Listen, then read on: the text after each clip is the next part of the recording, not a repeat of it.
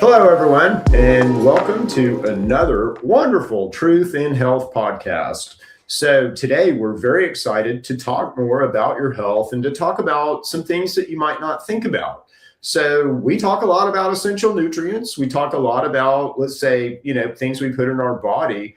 But how often do we talk about the air that we breathe and the air that we breathe in our home? Not very often. So that's what we're going to do today. We've got one of the world experts on home air quality, Chris Martin, here today. And Chris has got a world of experience in, let's say, heating and air quality, air conditioning, the stuff that we breathe every day in our house. Chris has been in the business since 1986. So he's called Chris Martin here in Oklahoma City. But we're very grateful to have Chris with us here today. So welcome to the show, Chris. Thanks, Chip. I'm really pleased to be here. I think what the Truth in Health Alliance is doing is amazing. And to be honest with you, I never really thought of myself as a health business. Okay. But shortly after meeting you and some other people, I realized I absolutely am in the health business. Very, very much so, because everything we do affects the health and well-being inside of your home. And so I'm kind of excited. And we're so glad to have you because this is stuff that people don't normally think about. So they don't normally think about, this thing that we're gifted with, I believe, is the sovereign thing, right? So we're two things in this reality, beautiful multidimensional spirit, choose your paradigm. And, Right. This thing that we have to drive around every day. But this thing is all about inputs and outputs. And we have not been properly taught really about inputs and outputs. But what you do and breathing in and out is, where does our fuel come from to run our bodies? Oxygen. And again, it's only as good as that pure, clean oxygen that we get every day. So let's talk a little bit about, when you go into a home and you're assessing a home, what are some of the things that you look for, you might see in that home that says, gee, these people, they might have a problem. Right. Yeah. Right. So the most obvious things that I can see and sense right away is the smell of the home. Okay. Some of the hidden pathogens that are water driven, like mold and some of the bug mess that we have and that sort of thing, are driven by the environment we're in, and you can smell them when you walk into the home. You can also see them. You can see little black spots here and there on the outsides of the walls and that sort of thing when a home is really, really sick. But most of the time, I don't see much of anything when I walk into a home. Okay. I need to get inside the machine, and I need to see the surfaces where things are actually concentrated, and they tend to grow inside the machines if we do have a problem. The vents can give me a big hint of what's going on, whether we're filtering right or whether we're sealed right, and that sort of thing. But a lot of times it's the smell, and it's not just the mold. Yeah. For instance, everybody probably like has dust, probably. Dust or dirt, right? Like everybody's smelled the dirt, right? Everybody's been in the dirt as a child playing and that sort of thing. When you walk into a home and sometimes it smells dirty, it may look very, very clean, right? If a house in this particular area was built, let's say in the 40s, before they got into a lot of slab production, a lot of crawl spaces, too often we see the return air actually sucking from under the house, and often what you're smelling is their crawl space. Yes. Yeah, I make that face too. Sewer. Or their sewer, right? When I walk into restaurants, this happened to me just yesterday, and I won't mention the place, but I walked in and I ordered, and I could smell the restrooms by the front door. Have you ever had that happen? Yes. 9 times out of 10, that's a plumbing issue that's close to one of our machines, and that it's probably on the roof.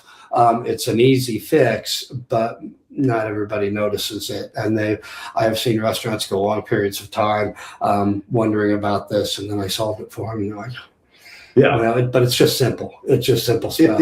We have people, we evaluate people for their health, and we can kind of look and see what potentially people might be infected with. So we have people come in all the time, they're infected with molds and funguses, and they always ask, they go, well, how did I get this? Right. Yeah. Right. And there's a lot of ways that they can get it. But oftentimes it's the environment that they live in. Right. Yeah. And it's their house, and their house might be sick. And I want to give you a case study. This happened to us. Happened to us. It actually happened to the family, right? We in Nichols Hills, actually, very nice area, very nice home, multi-million-dollar home, and it just changed hands this past April, right? And you would expect, when it changes hands, for all the appropriate people to look at it and find things. Well, I was called in with one of our marketing partners, who we found, by the way, through this group. Just want to throw that out there. But he does mold remediation. Okay. And the house was sick. And it was growing in the best operating air conditioning system really badly and being distributed from there. Oh, wow. It was growing in the best one because that's where the most water was at, because it was behaving the way it was supposed to behave. The other two systems in the home were a little bit sick, and they weren't doing it, let's call it that way. But the overriding problem, and this is where I bring real value to my clients, because I have been in the building industry for my whole life, and not just in the air conditioning business. I've been framing homes, I've been doing concrete work, building pools, roofing, all sorts of stuff. And so what was happening in this home, and I found it right away, it was just a lack of venting. I could see it from the curb, and when I walked in the back, I could verify there was maybe 3 roof vents on the house. And as everybody knows, a straw doesn't work unless both ends are open. There are no soffit vents on the bottom of the house. So the house was set up to grow mold. And is that one of the things that you really look for? Is that because, again, how do you grow mold? Well, it's moisture and lack of airflow. Right. Yeah. It's conditions, right? Because it's everywhere. There's some on this leaf, there's some yeast, there's some other things. And given the right conditions, it'll go crazy, grow like mad, right? Given the correct conditions, will thrive and it won't.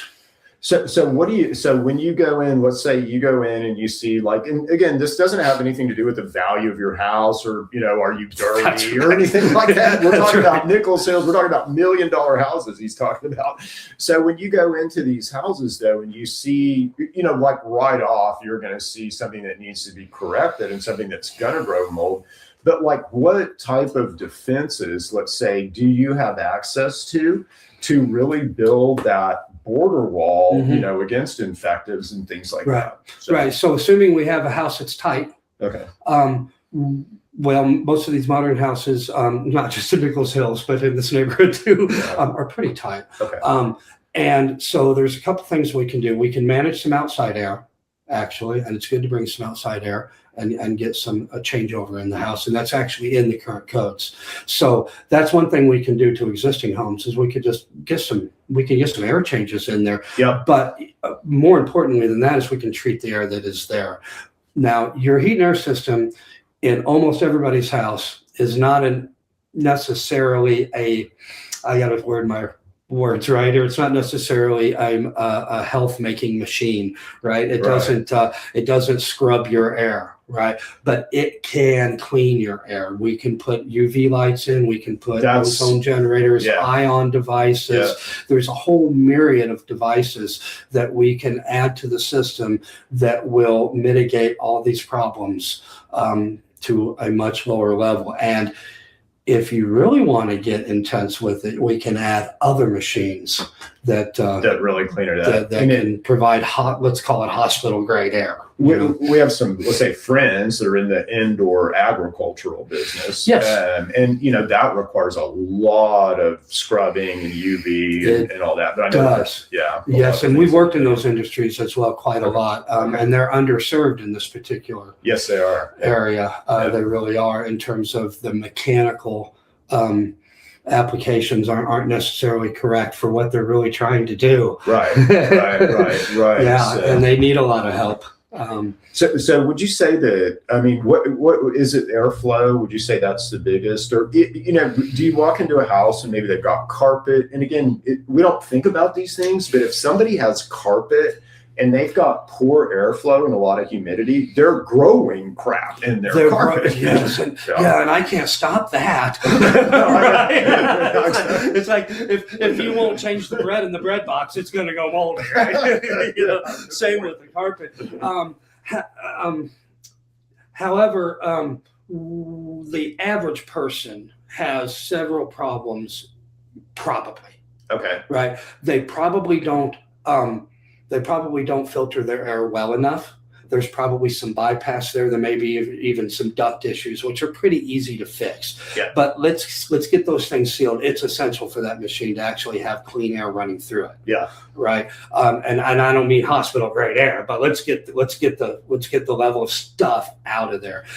When people have dogs, and the returns are very low, it's very likely that we have a machine full of hair, and that will grow stuff. Yeah. And it will slow your airflow down. So do you have a whole, let's say we hire you, Chris, we want to have you come look at our house, we just want a maintenance thing. Mm-hmm. But we do that. I know. Yeah, let's talk about that. Because when you come in, are you looking for this stuff, or is this like a special service or something? No, we're looking for this. What you just normally do? I'm looking for this every time. I'm looking for this right now. Right? You probably can't help it. I can't stop. I work 24/7. But yeah, I'm always looking for what is the problem with this machine. I want to do a complete performance review on every machine every time, as much as they'll allow me to. We'll correct every deficiency that we find, but I want them to understand everything that could be right about their machine, because I know two things. I know the average machine in a residential setting in Oklahoma lasts about 8 years. Uh-huh. And I know that the right lifespan for that is 20.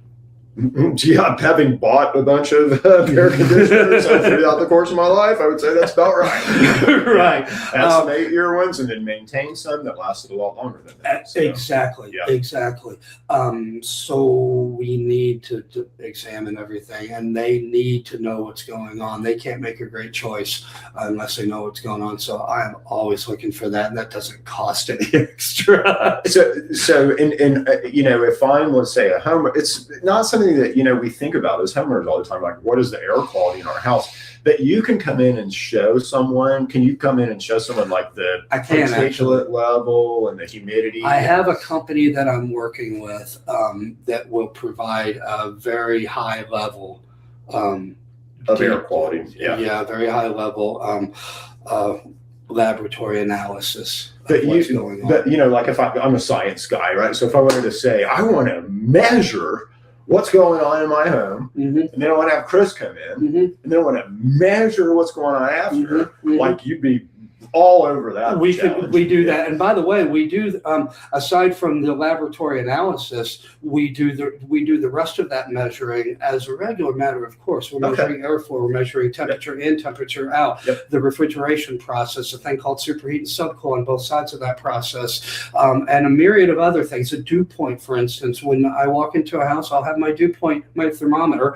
but it also has a dew point reading for me and a dry bulb, wet bulb feature. And about where do you want that humidity? Well, we want humidity. The design conditions in the average home is going to be 75 degrees, 50% humidity is what we're looking for. Okay. And when I walk into a home, now that's a moving to relative humidity. It's a moving right. So everything changes, and it's an interpolation, we'll call it. But one of the big things that I look for is what is that wet bulb number? Yeah. How much water is actually in this air relative to what really should be in this air. Yeah. Because if we walk in there and it's 60% in the summertime, we kind of expect that. But if we can't get it under 70, there's a problem. Something's going on. Something's going on. And that's a really big, and I just know, from science, there's going to be moisture and quality of air that are going to be the, either positive things for us or the things that create a bunch of bad things, right? Mm-hmm. So, cool. Well, so if we want, so you have programs where you will go in and can I pay you monthly, or is it just a giant, I got to pay you a grand? You can pay me anytime you want. So how does that work? Like if someone someone wanted to be on a monthly program, will you do that? Yeah, we have a comfort club where we come out twice a year. Okay. And provide a complete performance review, like I mentioned, 90-point checklist of preventive maintenance items that we look at for both the inside and the outside unit. You get a 15% discount on our straightforward pricing. Okay. Right? So everything that we do in terms of repairs, we don't just shoot off the cuff. We have a pricing guide to get a discount off that, as well as any indoor air quality. If you want to add UV lights, if you want to have enhanced filtration, okay, we can humidity control. You can do that, and then you work with people like the Pros Make Ready, Civil Hales, and people like that. To be and several restoration companies, and that's as well as construction companies to help us. And we work directly with these. We don't just necessarily refer. We do, but we work directly with several companies to help people solve the specific problems that cause the problem that I might have fixed. So what if I've got and again, if I have a company that I've got 50 people, let's say, that are working for me, I don't want to be putting those people in danger every day with their health. So I'm assuming you do this for companies too. Yeah, You'll come in for a corporate, situation. Absolutely. The corporate stuff is actually neglected at least as often, if not more, than the residential stuff. Well, and you know what? I just know this from, the way that things go. Again, as that's better known, like if I'm an employee and you're an employer and you put my health at risk, I probably have a lawsuit against you. That's something that I should be concerned about as an employer. Yes. Yes. Thank you for saying that, because this is a great time to talk about something that I not usually, but sometimes, because of the situation, I don't necessarily talk about. Renters. Renters get taken advantage of. They get taken advantage of very large way. I see.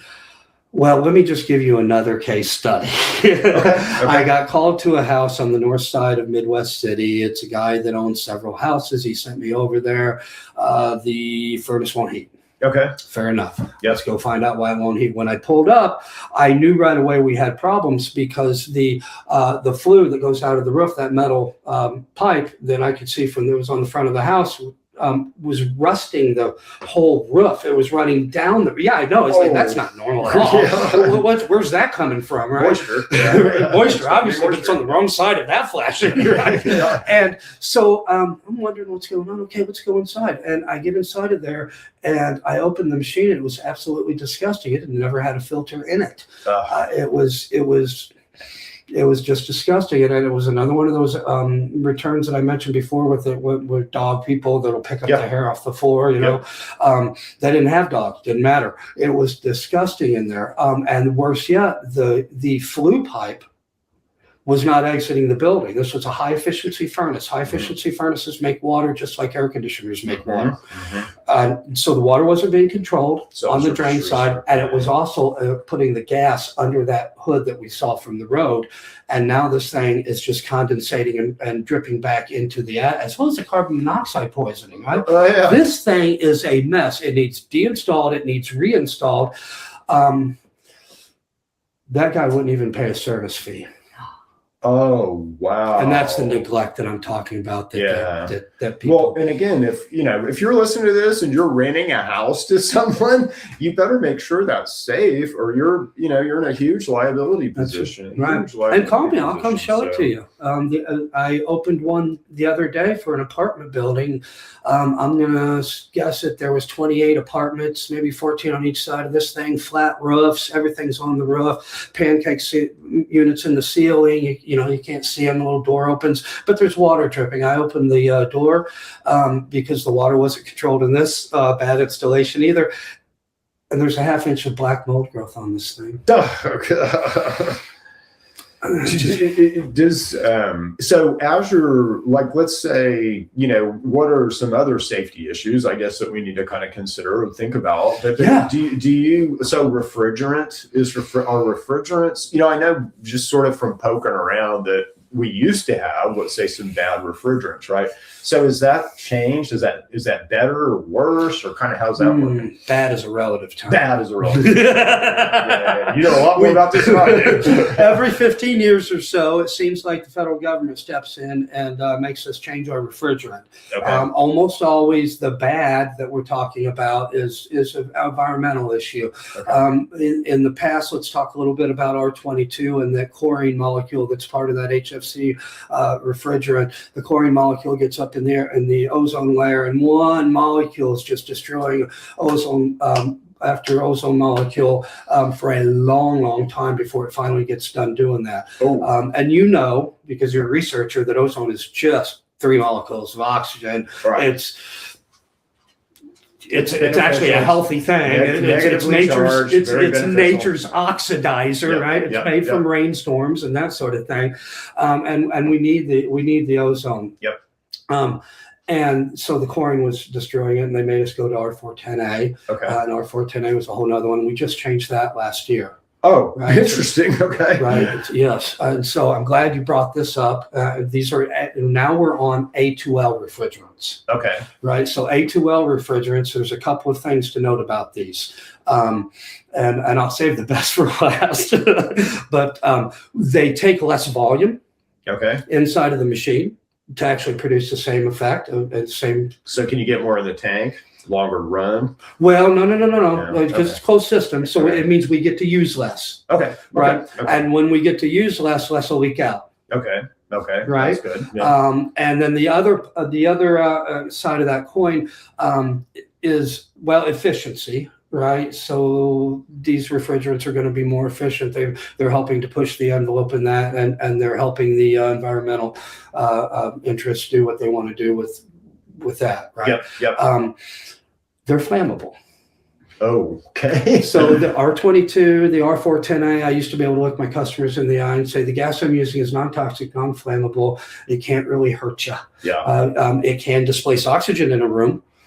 Kill you from asphyxiation, but it wasn't the refrigerant. Right. So these new refrigerants are flammable. They're mildly flammable. There's we'll call it propane. There's an R number for it, but there's a propane element to these. Yeah. And so now there's refrigerant detectors that are installed in all new units after January 1 of last year. And that's a good thing, by the way, because if you're out there and you've had refrigerant leaks, you may have replaced a compressor and other things because you didn't even know it for a long time. It's like running the car low on oil. Right. And through the desert. You know, if you get to the other side, you wonder why the whole dang thing's gone and the transmission's bad too now. From overheating. All you needed was oil. Right. All you needed was a little oil. And so we don't want that to happen, right? And the A2L refrigerants, they are flammable, so there is a detector in there, so we are going to know when there's a leak, and so that's kind of a good thing. But they are flammable, right? And there is more of a risk now than there was before.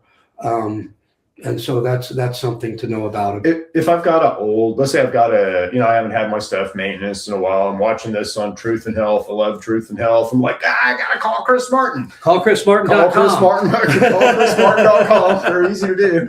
But I got to call Chris Martin. And let's say I've got the old, or whatever, in my thing. Is that an easy thing to replace, or do you have to do a bunch of work on the thing, or?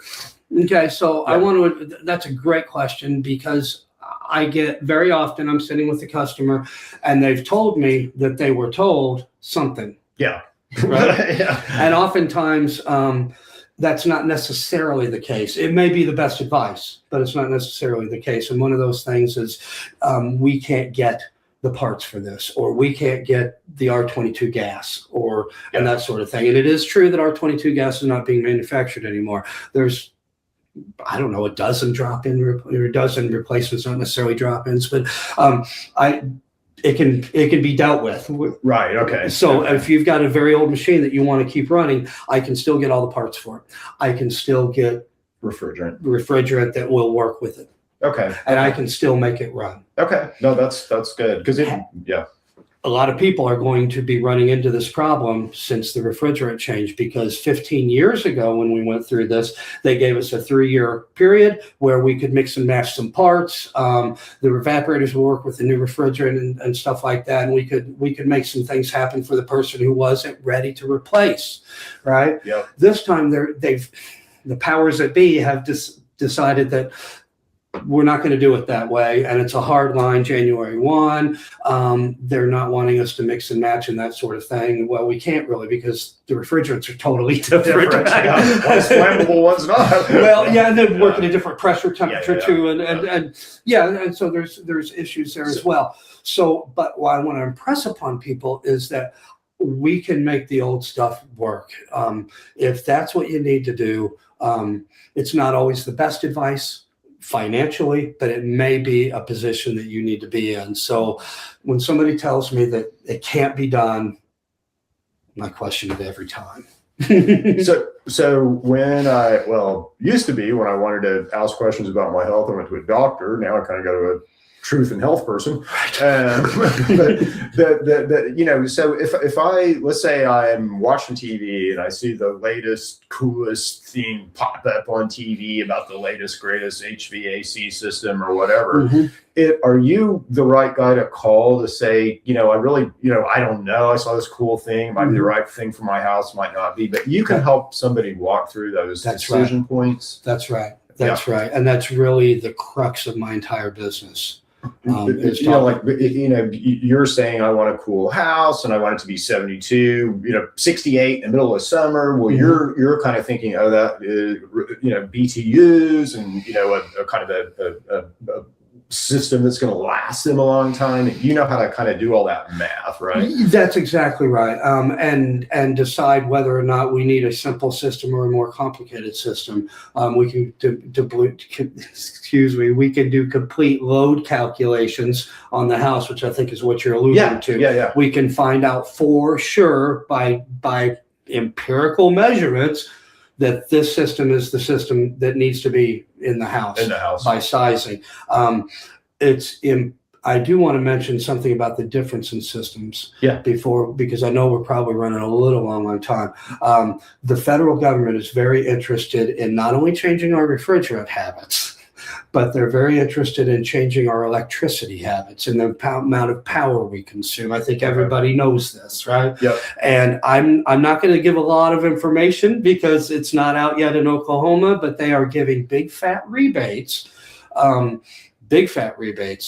for the most complicated machines, the computer controlled inverter driven stuff, the very high SEER rated machines that use very, very little electricity to do the same job. Okay. Right. Okay. And so that's something that Oklahomans in specific need to be aware of for this year. The rumors, I'm finally talking about it publicly in a limited way because the rumors are that they're going to enact this year, mid to late summer. So it's going to affect your buying choices. Right. If you can get $8,000 or $14,000 into a system that was $22,000 compared to the $12,000 system, it's not hard to do that math. You might want the better system. So I may be able to get a grade A best top of the line system for builders prices. Closer to builders prices. And 80% of the population, of the income population, the bottom 80% is the target. Okay, that's pretty good. Yeah, that's pretty good. That's me. that's me too. Most of us. Right. So this is a good place probably to leave it. But have we missed anything? Would you say that you want to kind of talk about through this? First of all, hopefully this has been it's been informative to me. I didn't really realize all the things that go into air, and air is such a big part of the input for this machine. It's so important. So, it is. Yeah. It is. And health has been a ever more focus of my own personally, from the air and the water, and it helps me that focus helps me actually to be more focused for my customers. And I think you've hit everything on the head in terms of what I'd like to share. Okay. The only thing that I would share more is call chrismartin.com. Yeah, so that's what I was going to say. So how do people get in touch with us? So call chrismartin.com. Yes, we've been in the same place for the last 25 years. Call chrismartin.com is my website. That is really the best way to get a hold of us. And are you running any special deals around maintenance programs or anything right now? Our maintenance program is probably the most affordable one in the metro. Okay. All right. So that's good. So you guys out there, call chrismartin.com. You'll get a hold of Chris. You'll get the expertise that he has. Clearly, he's a very knowledgeable person in this area. And again, call chrismartin.com. All right, guys, great conversation with Chris today. Your home environment, and especially the air you're breathing, plays a bigger role in your health than most people realize. If something feels off in your home, this might be a good place to start looking. You can connect with Chris in the Truth and Health directory and meet him at the Clean Living Expo on April 24th. Thanks for being here, and we'll see you on the next episode of Truth in Health.